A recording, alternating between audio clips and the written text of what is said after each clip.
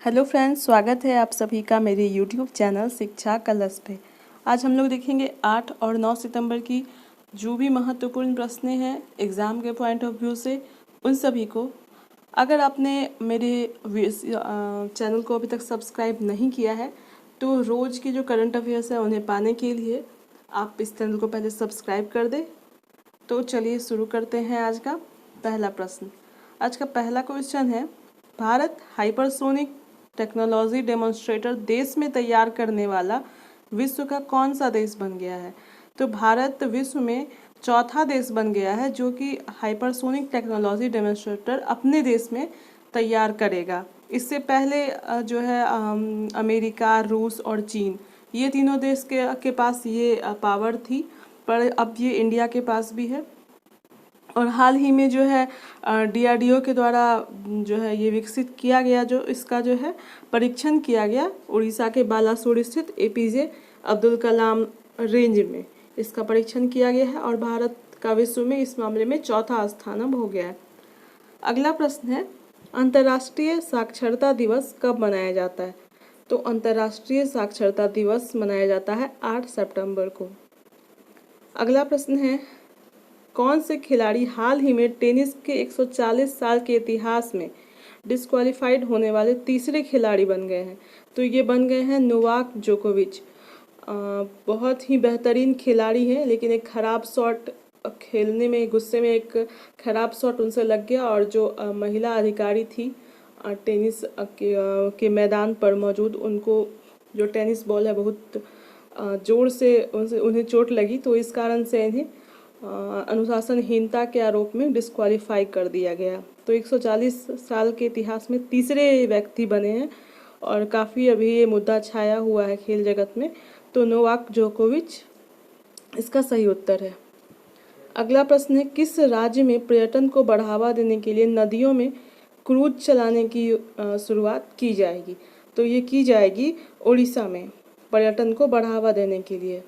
अगला प्रश्न है, हाल ही में किसे मरणोपरांत भारत के राष्ट्रपति द्वारा सर्वोत्तम जीवन रक्षा पदक से सम्मानित किया गया है? तो ये मरणोपरांत किया गया है जगबीर सिंह को। तो जगबीर सिंह जो है रेलवे जो है उत्तर रेलवे, उसमें कांस्टेबल थे और 4 बच्चों की जान बचाने के लिए उन्होंने अपने जीवन का बलिदान कर दिया। और इसके साथ ही शिवचरण सिंह और मुकेश कुमार मीना को भी ये पुरस्कार दिया गया है। तो वे दोनों अभी जीवित हैं और इनको जगबीर सिंह को जो है मरणोपरांत ये पुरस्कार दिया गया है। अगला प्रश्न है, किस राज्य की सरकार ने वाटर शेड परियोजना शुरू की है? तो ये शुरू की है कर्नाटक सरकार ने। और इस परियोजना का उद्देश्य क्या है? तो ये मृदा, वनस्पति और प्राकृतिक संसाधनों का इस्तेमाल, संरक्षण और विकास करके पारिस्थितिकी के संतुलन को बेहतर बनाना है। तो ये काफ़ी इम्पोर्टेंट है, कर्नाटक में शुरू किया गया है वाटर शेड परियोजना। अगला प्रश्न है इकोनॉमिक्स से रिलेटेड, फिच रेटिंग्स ने चालू वित्त वर्ष 2020 में भारतीय अर्थव्यवस्था में कितने प्रतिशत की भारी गिरावट का अनुमान लगाया है? तो भारतीय अर्थव्यवस्था में ऐसे भी लगातार गिरावट हो रही है, -23 तक पहुंच गया था भारत का GDP अभी हाल में ही, काफ़ी चर्चा में भी रहा था ये मुद्दा।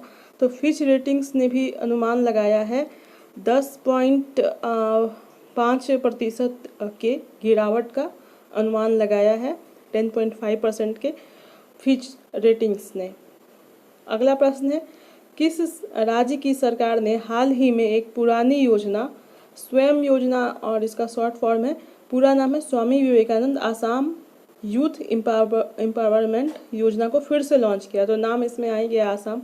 तो आसाम में ये योजना 2 साल पहले शुरू हुई थी, लेकिन फिर बीच में इसे बंद कर दिया गया था, लेकिन फिर से इसे शुरू किया गया है और इसमें पहली बार में टारगेट किया गया है 2 लाख जो युवा है उनको आत्मनिर्भर बनाने का, उनको जो है रोजगार उपलब्ध कराने का।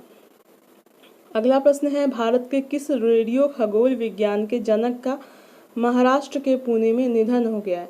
तो ये हो गया है डॉक्टर गोविंद स्वरूप का, रेडियो खगोल विज्ञान के जनक माने जाते हैं ये।